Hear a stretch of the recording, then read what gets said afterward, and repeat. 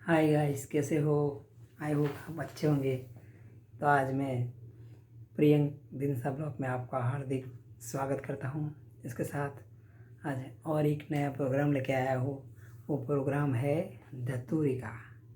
धतूरे के बारे में आपको कुछ बताऊँगा। तो उसके बारे में जानकारी लेने से पहले आपको कुछ बात बताऊँ।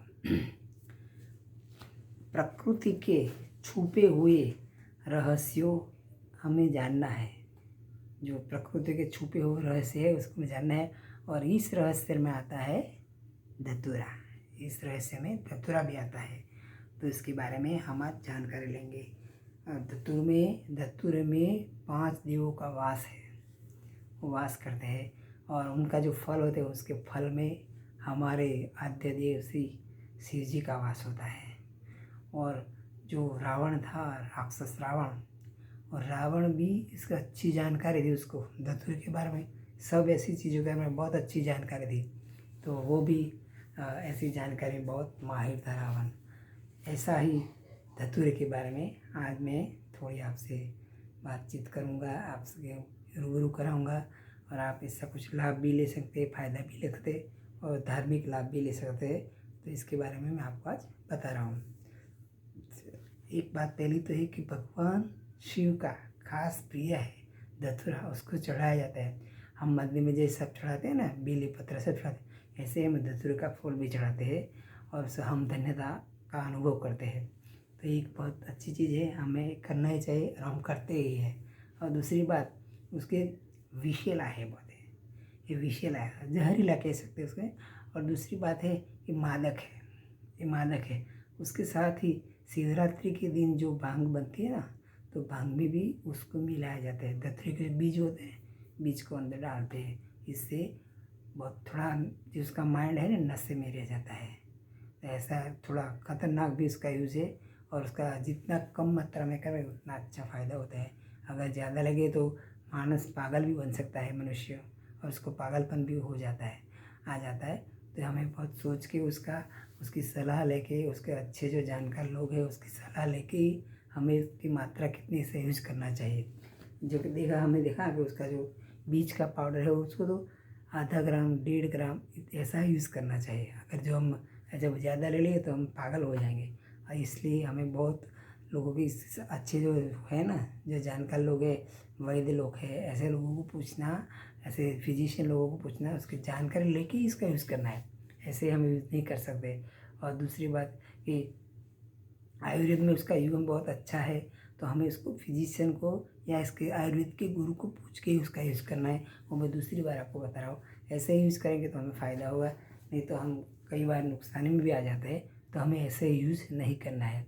उसकी पत्तियों, हमारा जॉइंट है ना, हमारी बॉडी का जो जॉइंट, इसकी पत्तियों को उसका पाउडर बना के भी यूज़ कर सकते हैं। उसको गर्म करके उसके दबा के रखते, ऐसे करके भी उसकी पत्ती का हमें यूज़ कर सकते हैं। और दूसरी बात है, कान में दर्द हो तो उसका रस जो होता है ना, वो रस का आधा टीपा डालने से कान का दर्द होता है तो भी कम हो जाता है और मिट जाता है। और मच्छर भगे उसकी पत्तियों को जलाएंगे ना, तो जलेंगे तो मच्छर भी सारे भाग जाएंगे। एक अच्छा, बहुत अच्छा फ़ायदा है, ज़रूर हमें इसका यूज़ करना ही चाहिए। दूसरी बात, जो अस्थमा का दर्दी है ना, अस्थमा होता है, ऐसे दर्दी को भी बहुत फ़ायदा है। उसकी पत्तियों का भी फ़ायदा ले सकते हैं, उसका चूर्ण का भी फ़ायदा ले सकते हैं। लेकिन कैसे ले सकते हैं आपको दूसरी बार बताऊँ कि आप फिजिशियन या तो आयुर्वेदिक गुरु की सलाह लेके कर सकते हैं, ऐसे उसका फ़ायदा ले सकते हैं। और जो सांसों की बीमारी है उसमें भी फ़ायदा होता है, तो उसका यूज़ हमें ज़रूर करना चाहिए। दूसरी बात, जो बवासीर के दर्दी लोग होते हैं ना, बवासीर के दर्दी, उसको भी बहुत फ़ायदा कारक है। तो बवासीर में भी अच्छा फ़ायदा देता है। उसके साथ ही जो बाल झड़ते हैं हमारे, तो बाल झड़ने में बहुत अच्छा फ़ायदा है। और इसका हमें बाल झड़ने का रोकने का यूज़ कर सकते हैं और फ़ायदा ले सकते हैं। और इसका बीज का उपयोग तो हर जगह यूज होता है, बहुत अच्छा यूज होता है। जो हमें गठिया रोग की बीमारी है, तो गठिया रोग में हमें बहुत अच्छा फ़ायदा मिला है। तो गठिया रोग में हम इसका यूज़ कर सकते हैं, फ़ायदा ले सकते हैं और उसके राहत पा सकते हैं। तो इसलिए इस तरह भी हम उसका यूज़ करना चाहिए। दूसरी बात, ये शरीर के हर जो छोटे छोटे प्रॉब्लम है बॉडी में, सब में वो काम आता है, फ़ायदा रहता है। और इसका हर पार्ट उसका यूज़ में आता है। उसकी जड़ काम आता है, पत्ती काम आती है, उसके बीज काम आते हैं, सबसे हम उसका लाभ ले सकते हैं। और बॉडी की सूजन हो, उस सूजन को भी कम करता है। ऐसे सूजन का कम करने से भी हमें बॉडी में बहुत राहत रहती है और उसका हम फ़ायदा मिल सकता है। दूसरी बात ये है कि कई सारी बीमारी आपने बताया ना, मैंने कई सारी बीमारी में उसका यूज़ कर सकते हैं। तो हमें ज़रूर फंगस होती है ना, फंगस में भी हम उसका यूज़ कर सकते हैं। तो इसकी पत्तियों का ऐसे इसमें यूज होता है, तो हमें बहुत फ़ायदा कारक है। तो हमें ज़रूर इसे लेना चाहिए और हमें फ़ायदा लेना चाहिए। तो मैंने आपको बताया कि आपको इसका यूज़ करना ही करना है, ज़रूर फ़ायदा कारक है। लेकिन कैसे करना है, एक खास दूसरी बार आपको बताता हूँ। हमें फिजिशियन या तो उसके आयुर्वेदिक गुरु हो या कोई वैद्यराज हो, उनसे मिलके उनकी सलाह लेके कितनी मात्रा में यूज़ करना, इस तरह ही हमें यूज़ करेंगे। ऐसा ही तो मैंने आपको बताया कि उसका आधा ग्राम से पौना ग्राम से इतना ही यूज़ करते, या तो 1 ग्राम या 1.5 ग्राम, इससे आगे तो हम जा ही नहीं सकते, नहीं तो हमें पागलपन का दौरा पड़ सकता है। तो ये सब हमको जान के समझ के इसी सलाह लेके ही हम इसका यूज़ कर सकते हैं। तो इस तरह धंतुरों का हम बहुत अच्छा यूज कर सकते हैं।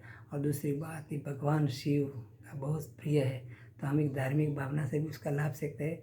तो ज़रूर हमें इसका यूज़ करना सकते हैं। इसके साथ ही मैं मेरा प्रोग्राम ही समाप्त करता हूँ। मेरे प्रोग्राम को लाइक करो, शेयर करो, सब्सक्राइब करो, बेल आइकन की घंटी दबाओ ताकि आपको नोटिफिकेशन मिलती रहे।